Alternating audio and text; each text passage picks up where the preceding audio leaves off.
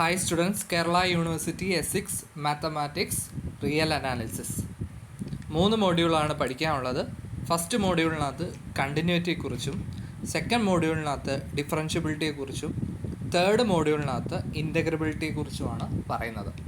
3 മോഡ്യൂളും വളരെ ഇമ്പോർട്ടൻ്റ് ആണ്. ഒരുപാട് തിയറം പ്രൂഫ് പഠിക്കാനുണ്ട്, ഡെഫിനിഷൻസ് ഉണ്ട്, എക്സാമ്പിൾസ് ഉണ്ട്. നല്ല വൃത്തിക്ക് പഠിക്കുക, എഴുതി പഠിക്കുക. ഇമ്പോർട്ടൻ്റ് ആയ കുറേ കാര്യങ്ങൾ പറയുകയാണ്. ഇപ്പം എല്ലാ ഡിഫറൻഷ്യബിൾ ഫങ്ഷനും കണ്ടിന്യൂസ് ആണ്. അപ്പോൾ അത് പ്രൂവ് ചെയ്യാൻ ചിലപ്പം ചോദിച്ചേക്കാം. A function is differentiable at A point implies it is continuous at that point. അപ്പോൾ അതിൻ്റെ പ്രൂഫ് പഠിക്കുക. എന്നാൽ അതിൻ്റെ കോൺവേഴ്സ് ശരിയാകണം ഇല്ല. അതായത് ഒരു ഫങ്ഷൻ കണ്ടിന്യൂസ് ആണെന്ന് കരുതി ഡിഫറൻഷ്യബിൾ ആകണമെന്നില്ല. അപ്പോൾ അതിൻ്റെ എക്സാമ്പിൾ പഠിക്കണം. Mod x. ഇനി യൂണിഫോമിലി കണ്ടിന്യൂസ് ആണെങ്കിൽ കണ്ടിന്യൂസ് ആയിരിക്കും. കണ്ടിന്യൂസ് ആണെന്ന് കരുതി യൂണിഫോമിലി കണ്ടിന്യൂസ് ആകണമെന്നില്ല. അതിൻ്റെ എക്സാമ്പിൾ പഠിക്കുക. അതേപോലെ തന്നെ continuity, uniform continuity, differentiability, Riemann integrable ആണെന്ന് പറയുന്നത് എപ്പോഴാണ്, ലിപ്ചിസ് എന്ന് പറയുന്നത് എപ്പോഴാണ്, അതിൻ്റെയൊക്കെ ഡെഫിനിഷൻസ് പഠിക്കാം. ഇനി എക്സാമ്പിൾസ് ചോദിക്കാം. എല്ലായിടത്തും കണ്ടിന്യൂസ് ആകുന്ന ഒരു ഫങ്ഷൻ്റെ example f of x equal x അല്ലെങ്കിൽ എക്സ് സ്ക്വയർ. ഒരിടത്ത് പോലും കണ്ടിന്യൂസ് അല്ല എന്ന് വെച്ചാൽ കണ്ടിന്യൂസ് നോവയർ.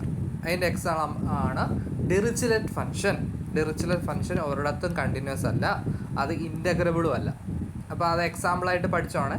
ഡിറിച്ലെറ്റ് ഫങ്ഷൻ എന്ന് വെച്ചാൽ ഇറാഷണലിൻ്റെ അവിടെ -1ഉം ഇറാഷണലിൻ്റെ അവിടെ 1ഉം റാഷണലിൻ്റെ അവിടെ -1ഉം വരുന്ന ഫങ്ഷനാണ്.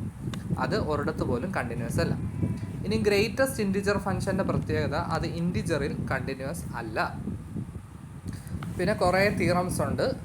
State and prove, mean value theorem, Rolle's theorem, chain rule, Darboux's theorem, substitution theorem, squeeze theorem, intermediate value theorem, boundedness theorem, Carathéodory's theorem, Taylor's theorem, fundamental theorem of calculus first and second form, extreme value theorem, അങ്ങനത്തെ കാര്യങ്ങളൊക്കെ പഠിക്കാം.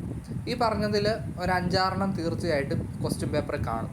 അപ്പോൾ ഇങ്ങനെ പേരുള്ള theorems തീർച്ചയായിട്ടും എഴുതി പഠിക്കണേ. എഴുതി തന്നെ പഠിക്കണം. കുറച്ച് കാര്യങ്ങളെ പഠിക്കുന്നുള്ളെങ്കിൽ പോലും പഠിക്കുന്നത് നല്ല വൃത്തിക്ക് പഠിക്കും. കാരണം നമുക്ക് ഓപ്ഷൻസ് ഉണ്ട്. ഇപ്പം 4 essay 2 essay എഴുതിയാൽ മതി.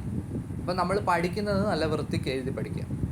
പിന്നെ ഒരു ഫങ്ഷൻ എഫ് ഇൻറ്റഗ്രബിൾ ആണെങ്കിൽ മോഡ് എഫ് ഇൻറ്റഗ്രബിൾ ആണ്.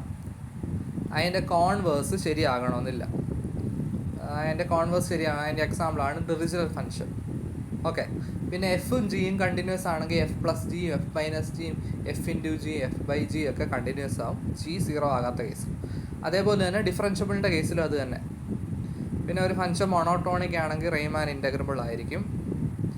ഒരു ഫങ്ഷൻ റെയ്മാൻ ഇൻറ്റഗ്രബിൾ ആണെങ്കിൽ ബൗണ്ടഡ് ആയിരിക്കും. പിന്നെ എപ്പോഴും lower Riemann integral less than or equal to upper Riemann integral LPF less than equal to UPF. അതിൻ്റെ പ്രൂഫ് ഒന്ന് പഠിക്കണം. പിന്നെ ഒരു ഫങ്ഷൻ ലിപ്ചിസ് ആണെങ്കിൽ യൂണിഫോമിലി കണ്ടിന്യൂസ് ആണ്. അതിൻ്റെ കോൺവേഴ്സ് ശരിയാകണമെന്നില്ല. ഒരു ഫങ്ഷൻ ബൗണ്ടഡ് ആണെന്ന് കരുതി കണ്ടിന്യൂസ് ആകണമെന്നില്ല. അതിൻ്റെയൊക്കെ എക്സാമ്പിൾസ്. അപ്പോൾ അതൊക്കെയാണ് വളരെ important. Named theorems, state and prove ചോദിക്കും. പിന്നെ കുറച്ച് കാര്യങ്ങൾ ഡെഫിനിഷൻസ് പഠിക്കുക വെക്കുക. ഞാൻ പറഞ്ഞ continuity, uniform continuity, Lipschitz, Riemann integrable, differentiable, അങ്ങനത്തെ കാര്യങ്ങൾ. പിന്നെ എക്സാമ്പിൾസ് കുറച്ച് പഠിക്കുക. കണ്ടിന്യൂസ്, എല്ലായിടത്തും കണ്ടിന്യൂസ്, ഒരിടത്ത് പോലും കണ്ടിന്യൂസ് അല്ല. പിന്നെ കണ്ടിന്യൂസ് ആണ് പക്ഷേ ഡിഫറൻഷ്യബിൾ അല്ല. ബൗണ്ടഡ് ആണ് പക്ഷേ കണ്ടിന്യൂസ് അല്ല.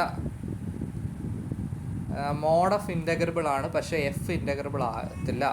അങ്ങനത്തെയൊക്കെ എക്സാമ്പിൾസ് പഠിച്ചു വെക്കാം. ഓക്കെ. അപ്പം ഇത് നന്നായിട്ട് എഴുതി നല്ല മാർക്ക് എല്ലാവരും വാങ്ങിക്കുക.